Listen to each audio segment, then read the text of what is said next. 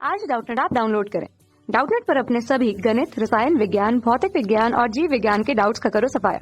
बस प्रश्न की फोटो खींचो, एक ही प्रश्न को क्रॉप करो और तुरंत वीडियो सोल्यूशन पाओ। अभी डाउनलोड करें।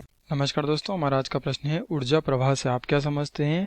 यह एक सर्वोच्च उपभोक्ता तक कैसे स्थानांतरित होती हैं? तो दोस्तों, हमें प्रश्न में पूछा गया है कि ऊर्जा प्रवाह क्या होता है तथा यह उत्पादक से उपभोक्ता तक किस प्रकार से स्थानांतरित होती है, एक सर्वोच्च उपभोक्ता तक।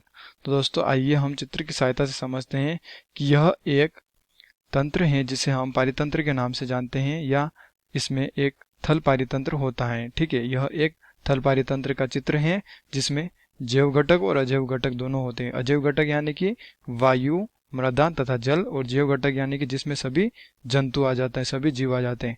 तो हम सर्वप्रथम देख रहे हैं कि यह पादप जो कि उत्पादक की श्रेणी में आते हैं, यह अपना भोजन सूर्य के प्रकाश की उपस्थिति में स्वयं बनाते हैं। ठीक है, तो यह अपना भोजन सूर्य के प्रकाश की उपस्थिति में स्वयं बनाते हैं, जिसके कारण इसे हम उत्पादक कहते हैं या स्वपोषी भी कहते हैं।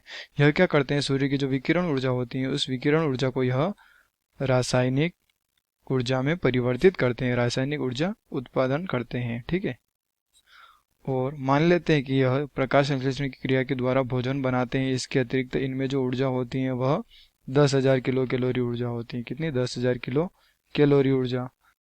इसके अतिरिक्त दोस्तों, यह कीट क्या करता है, इस पौधे से अपना भोजन प्राप्त करता है। तो जो सर्वप्रथम इस उत्पादक का उपभोग करेगा उसे हम प्राथमिक उपभोक्ता के नाम से जानेंगे। तो यह इसको खाएगा तो इसमें 10% ऊर्जा का स्थानांतरण होगा, यानी कि 10,000 में से 10% यानी कि 1,000 किलो कैलोरी ऊर्जा, 1,000 किलो कैलोरी ऊर्जा स्थानांतरित होगी। और यह मेंढक क्या करता है कि इस कीट को खाता है, यानी कि प्राथमिक उपभोक्ता का उपभोग करेगा, जिसके कारण हम इसे द्वितीयक उपभोक्ता कहते हैं।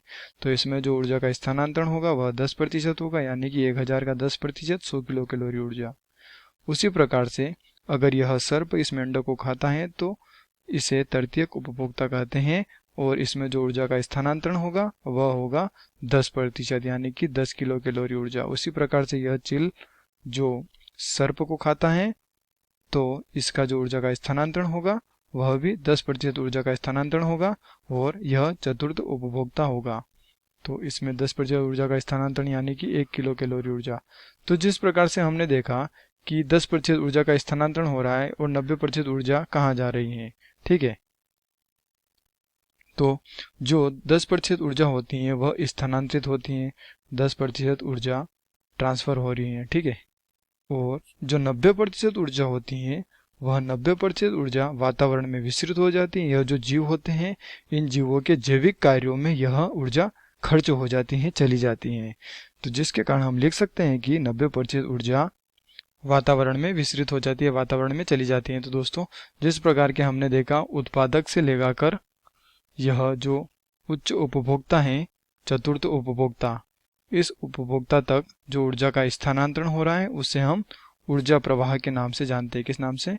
ऊर्जा प्रवाह या ऊर्जा का प्रवाह कहते हैं। इसके अतिरिक्त दोस्तों, यह जो चतुर्थ उपभोक्ता होता है यह मर जाता है तो इसके बाद जो अपघटक होते हैं वह इसका उपभोग करते हैं, जैसे कि उदाहरण के लिए सूक्ष्म जीव, सूक्ष्म जीव, और इसके अंतर्गत आते हैं जीवाणु तथा कवक। ठीक है, तो यह इसका भी उपभोग करते हैं, इसका अपघटन कर देते हैं छोटे छोटे भागों में, और इसमें भी ऊर्जा का 10% ही स्थानांतरण होता है। तो इसके अतिरिक्त हमें प्रश्न में पूछा गया था कि यह एक सर्वोच्च उपभोक्ता तक कैसे स्थानांतरित होती हैं। तो जो ऊर्जा का प्रवाह होता है हमने देखा किस प्रकार से स्थानांतरित होती हैं, जो कि 10% ऊर्जा का स्थानांतरण होगा और 90% ऊर्जा जो होती है वह वातावरण में विसरित हो जाती है। तो 10% ऊर्जा का स्थानांतरण किस प्रकार से हो रहा है, हमने देखा कि उत्पादक से उपभोक्ता तक जो 10% ऊर्जा का स्थानांतरण हो रहा है वह ऊर्जा कम होती जा रही है। तो इस प्रकार से ऊर्जा का स्थानांतरण हो रहा है। तो धन्यवाद दोस्तों, आशा करता हूँ आपको यह उत्तर जरूर समझ में आया होगा। कक्षा 6 से 12वीं से लेकर नीट, IIT, JEE वो एडवांस के लेवल तक 1 करोड़ से ज्यादा छात्रों का भरोसा। आज ही डाउनलोड करें डाउटनेट ऐप या व्हाट्सएप करें अपने सारे डाउट्स 8400 400 400 पर।